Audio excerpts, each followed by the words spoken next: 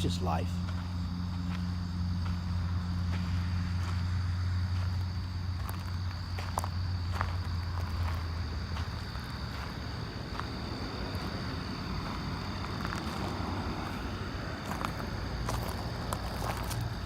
What is up, my friends? Good morning. It is an absolutely beautiful Tuesday morning. You're in Arkansas. I just wanted to log in and let you know that I love you and I care about you and I'm thinking about you.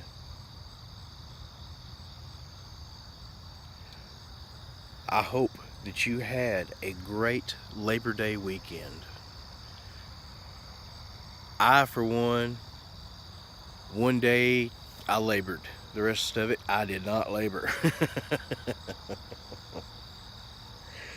I've just been feeling so bad. I just kind of laid around. Oh, I'm creaky. I need a chiropractor so badly.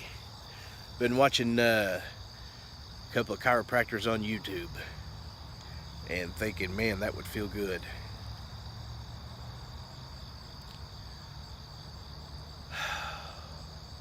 What we got going on right now? We got the Supreme Court, Brett Kavanaugh. We got Supreme Court nominee action coming up.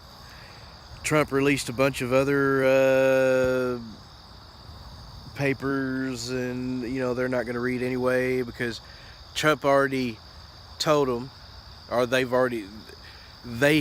Grassley has already told the Democrats, anything you want to see that we withheld, just let us know, and you can go down to this special building or this special room, a secure spot, and we'll let you read anything you want to read. How many Democrats showed up for that? Same as always. They say they want something, they say they care, but they don't show up. It's like with this evidence that they've got that they're amassing against the conspiracy against Donald Trump. Democrats didn't even care. They never showed up to read any of that, to look at any of that.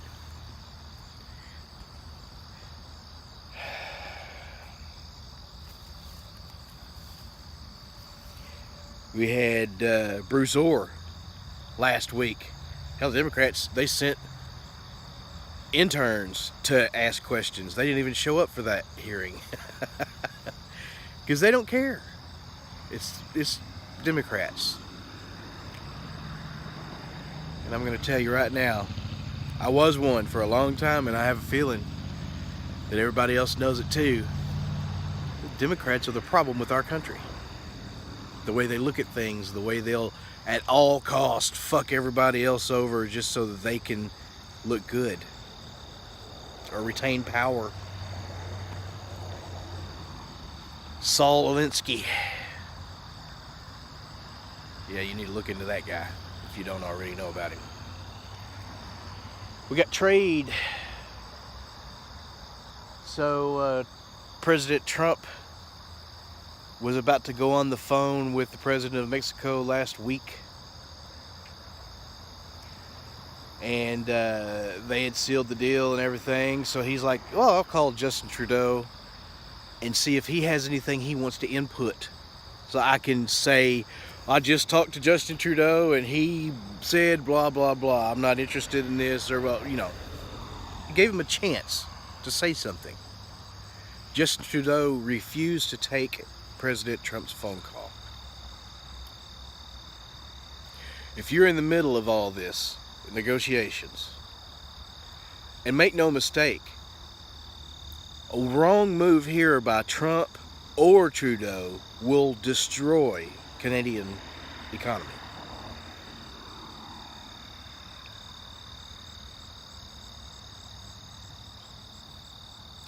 So it's that important.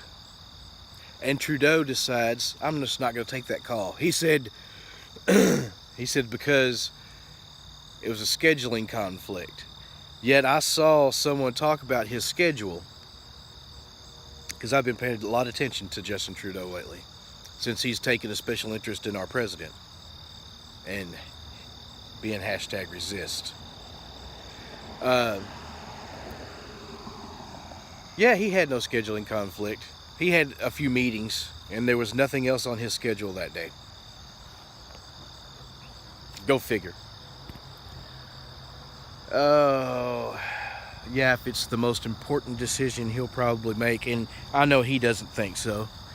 I know he thinks the most important decision he's going to make involves pronouns.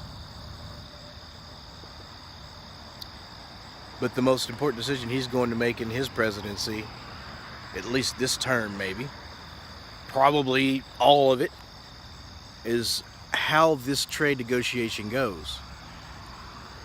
Because what Trump is talking about is destroying their auto industry, which, thanks to NAFTA, moved to Canada from the United States.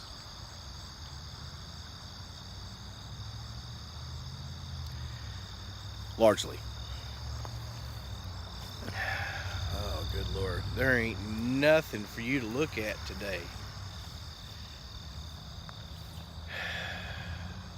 So we got that.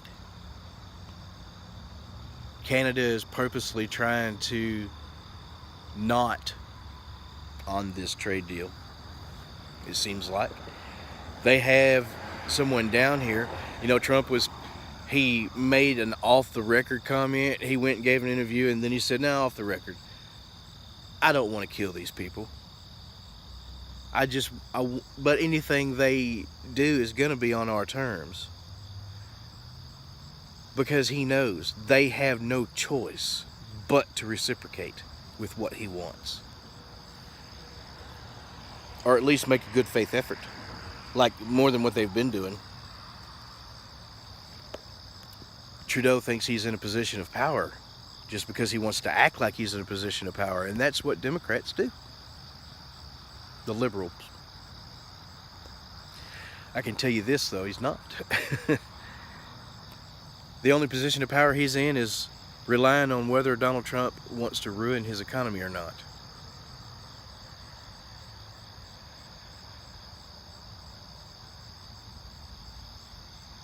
I don't get it.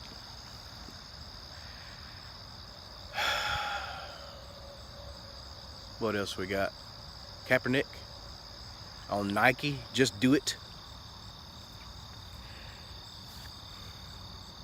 I've evolved on this situation. Of course, Kaepernick is, I think, from Massachusetts, raised by a white family, rich kid from the suburbs, whose white privilege probably got him doing what he was doing. The black guy with white privilege, go figure. Who doesn't want to acknowledge it. But, yeah, you have a right to protest any way you want. But if you're going to kneel during the national anthem, could you put your hand over your heart and address the national anthem at the same time? That would solve all of that, and it would have then.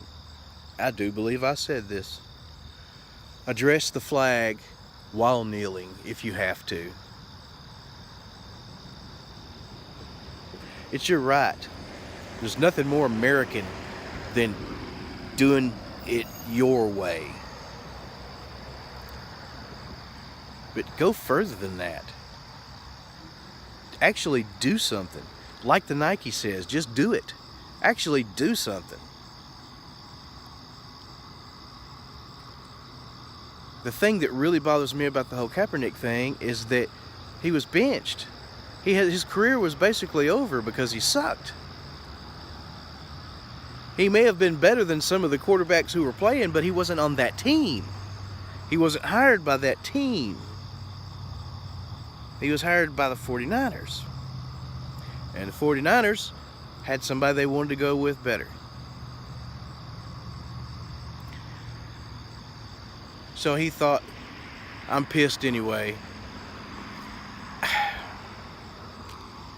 I just think it was a publicity stunt. And he wore the fucking socks with the pigs on them before all of it, and that's what started it. Someone asked him, what about this, Colin? What are you doing with socks with pigs on them? And he just wanted to make some kind of fucking comment. Because you know he's never felt any of that.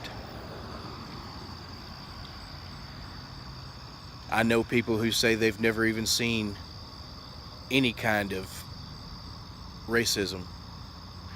And I know people who are inherently racist themselves, blacks and whites.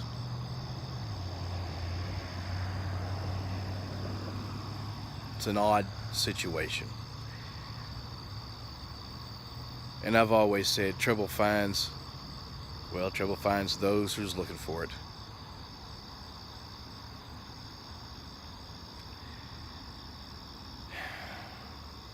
Alright, I've talked long enough. I'm going to work. I want you to know that you're a bad motherfucker. And if you think positive and you be positive and you act proactively and don't fuck yourself over, just stop and think. If you get out of your home, if you've been in your house for a couple of days and you've been nesting, go outside. Breathe. Take it in.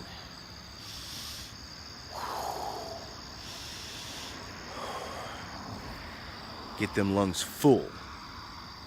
Exhale all the way. Get some of that air in there, the cool air in the mornings. Take a walk. Hug somebody. Look people in the eye. It's good for you and it's good for them. Above all, enjoy your day and revel in your badassery. Have a good one. Lil Doggy.